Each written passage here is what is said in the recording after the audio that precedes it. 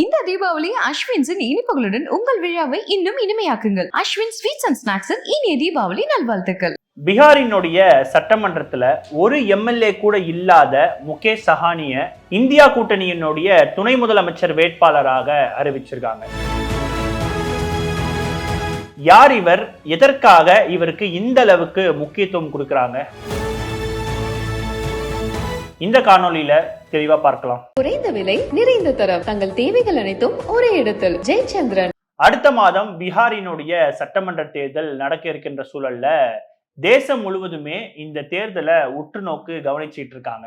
இந்த நிலையில இந்தியா கூட்டணியினுடைய முதலமைச்சர் வேட்பாளராக ராஷ்டிரிய ஜனதா தளத்தினுடைய தலைவரான தேஜஸ்வி யாதவ் அவர்களை முதலமைச்சர் வேட்பாளராக இந்தியா கூட்டணி அறிவிச்சிருக்காங்க.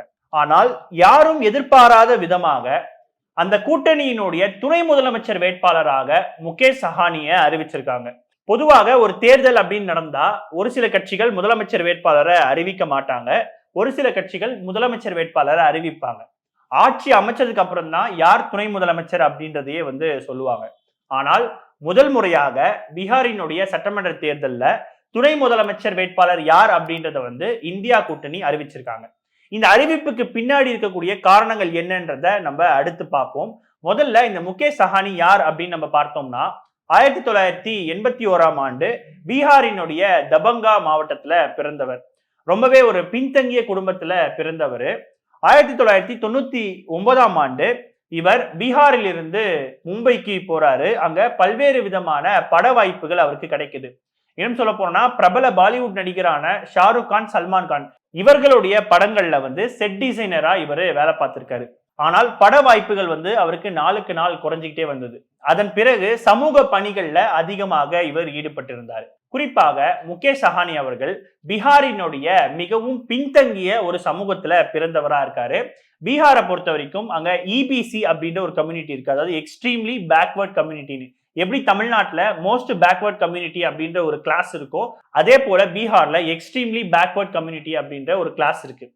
ஸோ இந்த கம்யூனிட்டி பார்த்தீங்கன்னா கிட்டத்தட்ட 30% பேர் இருக்காங்க. அந்த 30% பேர்ல மீனவர் சமூக மக்கள் கிட்டத்தட்ட 12% பேர் இருக்காங்க. குறிப்பா முகேஷ் சஹானி அவர்கள் பீகார்ல இருக்கக்கூடிய நிஷாந்த் அப்படின்ற ஒரு சமூகத்தை சேர்ந்தவர். அங்க மீனவர் சமூகமாக இருக்காங்க.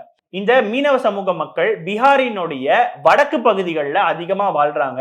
குறிப்பா கங்கை நதிக்கரை ஓரங்கள்ல வசிக்கக்கூடிய மக்களாகவும் இருக்காங்க. கிட்டத்தட்ட 5 to 6 மாவட்டங்கள்ல இந்த சமூக மக்கள் மிகப்பெரிய அளவுக்கு வாக்காளர்களாக இருக்காங்க, தீர்மானிக்கக்கூடிய மக்களாகவும் இருக்காங்க. ஒட்டுமொத்த பீகார் வாக்காளர்கள்ல இந்த சமூகம் 10% இருக்காங்க. சோ இந்த அடிப்படையில 2015ஆம் ஆண்டு முதல் முறையாக இவரை பாஜக பயன்படுத்தியிருக்காங்க. அன்றைக்கு முகேஷ் சஹானி நிஷாந்த் விகாஸ் சங்கம் அப்படின்ற ஒரு சங்கத்தை வச்சிருக்காங்க, அதாவது இந்த சமூக மக்களினுடைய முன்னேற்றத்திற்காக.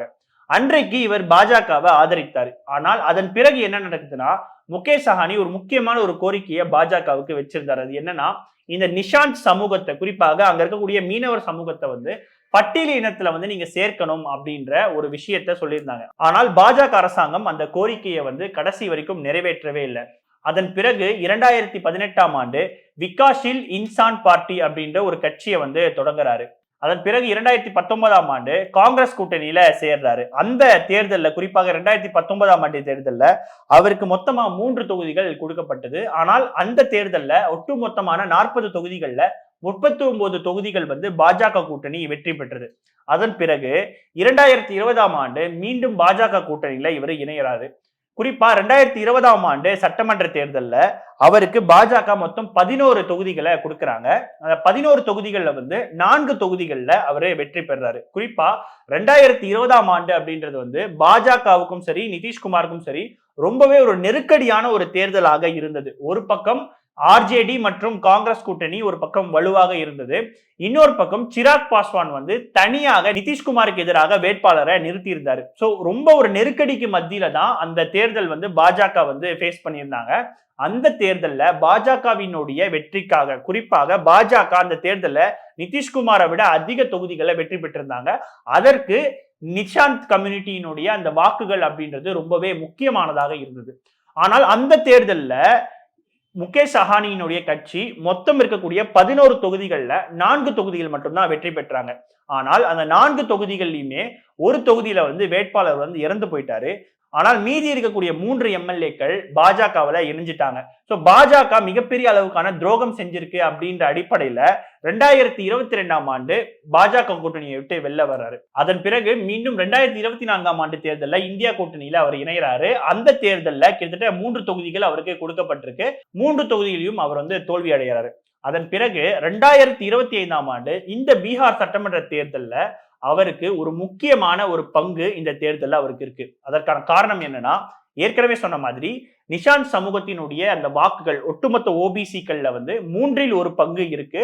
ஒட்டுமொத்த வாக்காளர்கள்ல 10% இருக்காங்க அப்படின்னும் பொழுது அந்த வாக்குகள் அப்படின்றது ரொம்பவே முக்கியத்துவம் வாய்ந்ததா இருக்கு. ஏன்னா ஒரு பக்கம் பாஜகவுக்கு வந்து அப்பர் காஸ்ட் ஓட்டா இருக்கட்டும் அல்லது மற்ற ஓபிசி சமூகங்கள், அதாவது தேஜஸ்வி யாதவுக்கு பின்னாடி இருக்கக்கூடிய யாதவ் அல்லாத மற்ற ஓபிசி மக்களினுடைய வாக்குகள் வந்து ஒரு பக்கம் வருது.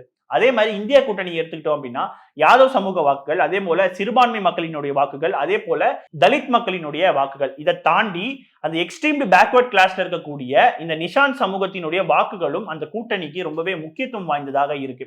அந்த அடிப்படையில முகேஷ் சஹானி அவர்கள் கிட்டத்தட்ட 25 தொகுதிகளுக்கு மேல அவரு கேட்டிருந்தாரு. அதுல அவர் சொன்ன ஒரு விஷயம் தான் இந்திய கூட்டணிக்கே மிகப்பெரிய அதிர்ச்சிக்கு உள்ளாகி இருக்கு. குறைந்தது 25 தொகுதிகள் எனக்கு கொடுக்கல அப்படின்னா என்னுடைய ஆதரவாளர்களை நான் எப்படி திருப்திப்படுத்த முடியும் அப்படின்றத சொல்றாரு. சோ இந்த 10% வாக்குகள் அப்படின்றத வந்து அப்படியே அவர் சீட்டா வந்து அவர் கேட்டிருந்தாரு. ஆனால் இறுதியாக அவருக்கு கொடுக்கப்பட்ட தொகுதிகள் வந்து வெறும் 12 தொகுதிகள் தான். இதுல முக்கியமா இவருக்கு துணை முதலமைச்சர் பதவி கொடுத்ததுனால மட்டும்தான் இவ்வளவு குறைவான தொகுதிகள்ல இவர் போட்டியிடுவதற்கான ஒரு காரணமாகவும் அமைஞ்சது. குறிப்பா பீகார் மாநிலத்தை பொறுத்த வரைக்கும் அந்த எக்ஸ்ட்ரீம் பேக்வர்ட் கிளாஸ் கம்யூனிட்டியினுடைய ஒரு மிகப்பெரிய ஐகானாக கர்பூரி தாக்கூர் அப்படின்ற ஒரு தலைவர் வந்து இருந்தாரு. அதன் பிறகு அந்த சமூகத்திலிருந்து ஒரு சொல்லக்கூடிய தலைவர்கள் பெரிய அளவுக்கு இல்ல பீகார் முழுவதுமே. அந்த இடத்தை தான் நிரப்பணும் அப்படின்றதுல முகேஷ் சஹானி ரொம்பவே தெளிவாக இருக்காரு. சோ வரக்கூடிய இந்த பீகார் தேர்தலில் ஒருவேளை இந்தியா கூட்டணி வெற்றி பெறும் அப்படின்னா இவரினுடைய பங்களிப்பு அப்படின்றது ரொம்பவே ஒரு முக்கியத்துவம் வாய்ந்ததா இருக்கும். இன்னும் சொல்ல போனா இந்த ஷீட் ஷேரிங்லேயே இவருக்கு மிகப்பெரிய அதிருப்தி அப்படின்றது ஒரு பக்கம் இருந்தது. இந்தியா கூட்டணியை விட்டு வெளியேறலாமா அப்படின்னு இவர் வந்து நினைச்சிட்டு இருந்தாரு. ஆனால் ராகுல் காந்தி வந்து இவர்கிட்ட பேச்சுவார்த்தையை நடத்தியிருக்காரு. சோ இறுதியாக இவருக்கு 13 தொகுதிகள் அப்படின்றது கொடுக்கப்பட்டிருக்கு.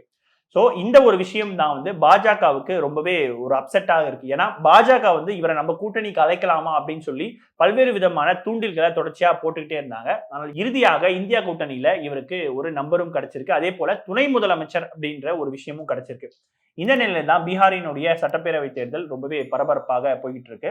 முகேஷ் சஹானிக்கு இந்தியா கூட்டணி கொடுத்த இந்த முக்கியத்துவம் குறித்து உங்களுடைய கருத்துக்கள் என்னன்றத கீழே கமெண்ட் செக்ஷன்ல சொல்லுங்க. தொடர்ந்து எழுதிருங்கள். இது உங்கள் மின்னம்பலம். நான் விஷால் பொலிவர். நன்றி, வணக்கம். இந்த தீபாவளி அஸ்வின்ஸின் இனிப்புகளுடன் உங்கள் விழாவை இன்னும் இனிமையாக்குங்கள். அஸ்வின் ஸ்வீட்ஸ் அண்ட் ஸ்நாக்ஸின் இனிய தீபாவளி நல்வாழ்த்துக்கள். குறைந்த விலை, நிறைந்த தரம், தங்கள் தேவைகள் அனைத்தும் ஒரே இடத்தில். ஜெயச்சந்திரன். மின்னம்பலம்.com தமிழின் முதல் மொபைல் பத்திரிகை.